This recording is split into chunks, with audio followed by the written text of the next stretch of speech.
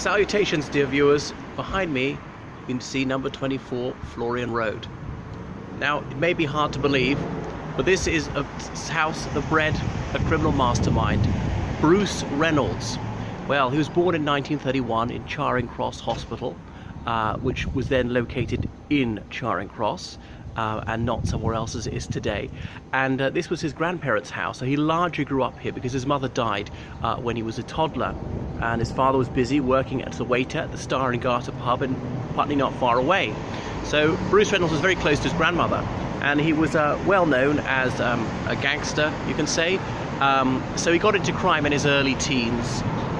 He'd been defrauding other school children, was evacuated to the West Midlands of England in the Second World War, claiming he had German war memorabilia, and what else, and stealing from his stepmother's purse. And then he came back to London, and he was stealing from shops and things like that, and then getting involved in break-ins, going to Borstal. He'd had an early run with the police on Queenstown Road, Battersea, when he'd been cycling without lights and things like that, stopped by the police, told one of them to F off, and been slapped around by them, and so on. So going to Borstal in his teens, and he was called up for national service as compulsory military service, which young men had to do from 1939 to 1962, and he kept absconding from that.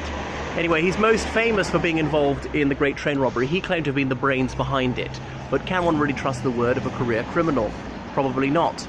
So that's that. So Putney is a very she area now, but obviously it wasn't in the 30s, when a working class family could afford to live in a house like that, quite close to the centre of London, scarcely a stone's throw from the River Thames.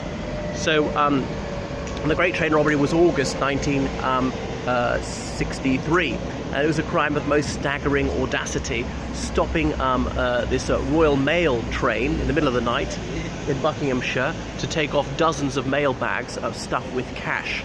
Now, some people have said that Bruce Reynolds has really exaggerated his role in this, that he wasn't the commander, as he liked to pretend. Really was a foot soldier like the others. Gordon Goody was more of the prime mover behind it. But in later years, Bruce Reynolds was well known for courting the media, was very eager to give interviews.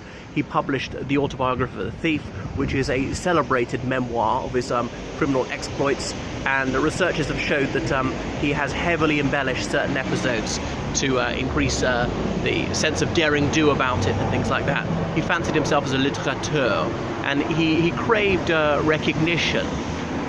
Not only did he want the cash, but he was after status. He was externally motivated. So he claimed to have left-wing opinions and to detest the upper class, but he was very eager to emulate them, both in his wardrobe, his mannerisms, and so forth, and just affording the finer things in life, luxury, but without being too blatant about it, as he felt that was too obviously proletarian.